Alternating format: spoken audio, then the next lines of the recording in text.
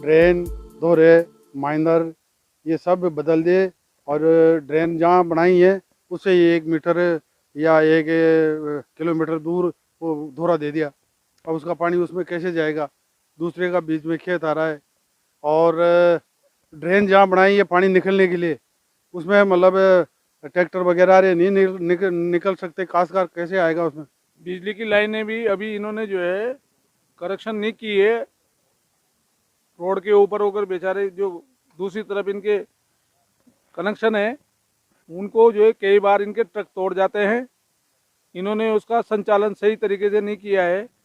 वैसे भी जो बड़ी लाइनें आई हैं उनमें भी किसानों के खेतों के जो एक एक खंभे थे 33 kV के जो बड़े ऊंचे बनते हैं, अब उसमें दो दो खंभे साइडों में दे रहे हैं।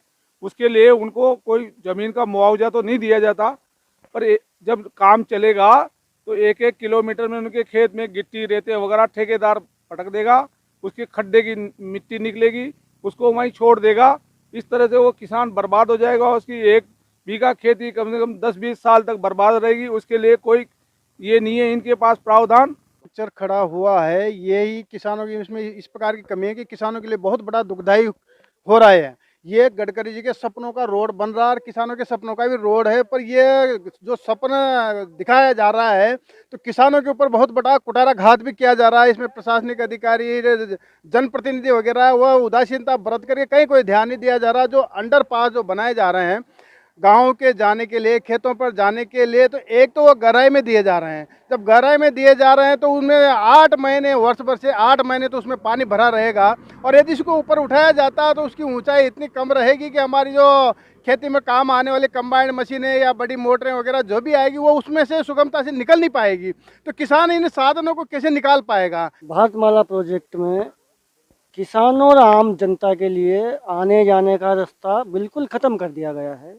पहुंचने ना किस खेतों तक पहुंचने का रास्ता है, ना अंडरपास तक पहुंचने का रास्ता है। जो इन्होंने 500 मीटर पे जो रास्ता दिया है उस तक पहुंचने के लिए तो कम से कम मार्ग मिलना चाहिए ना।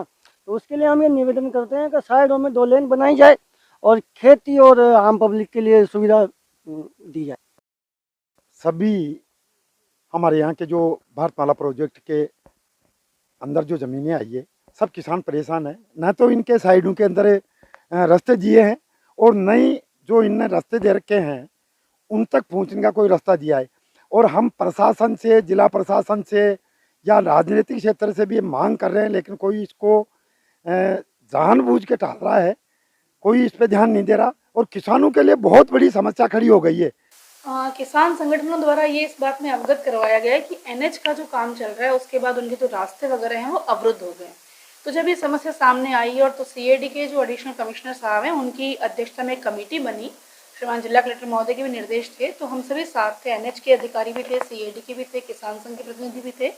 तो जब सारी साइट्स को देखा गया तो ये आया कि कई जगह पर जो ड्रेन्स हैं, अलॉन्ग द ड्रेन जो रास्ते थे वो एनएच बनने से अवरुद्ध हुए हैं। तो इस बाबत अभी हाल ही में कमिश्नर साहब ने भी मीटिंग रखी थी और हम लोग अपनी मीटिंग की रिपोर्ट, जो कार्रवाई रिपोर्ट हम दे चुके हैं। और जिस तरह से कमिश्नर साहब की बैठक हुई और एनएच के जो अधिकारी थे उन्होंने ये कहा है कि भाई ये जो रिपोर्ट आई है, इस रिपोर्ट में जो भी बिंदु उठाए गए हैं, जो समस्याएं हैं या समाधान हैं, उनको उनकी तरफ से हाई लेवल पे भेज दिया गया है। और अब वहाँ से जैसे ही कोई आश्वासन मिलता है या कोई चेंजेस होते हैं तो समाधान किया जाएगा। इस संबंध में अधिकारियों ने पहले तो सुनवाई नहीं की और जब अब मुद्दा किसानों ने बंद तक का आह्वान कर दिया, इस प्रोजेक्ट का काम रोकने की बात कही जा रही है, धरना प्रदर्शन के काम अब शुरू होने वाले हैं, तब प्रशासन जागा है। लेकिन अब काफ़ी देर हो चुकी है क्योंकि कई जगह पर स्ट्रक्चर तैयार हो गए हैं जहां पर बड़ा ड्रेन बनाकर पानी को निकाला जाना था, लेकिन उसकी जगह पर यहां पर सीमेंट के पाइप डाल दिए गए हैं जो कि काफ़ी छोटे हैं। किसानों को निकलने का रास्ता भी नहीं मिल पा रहा है। मनीष गौतम, ईटीवी भारत, कोटा।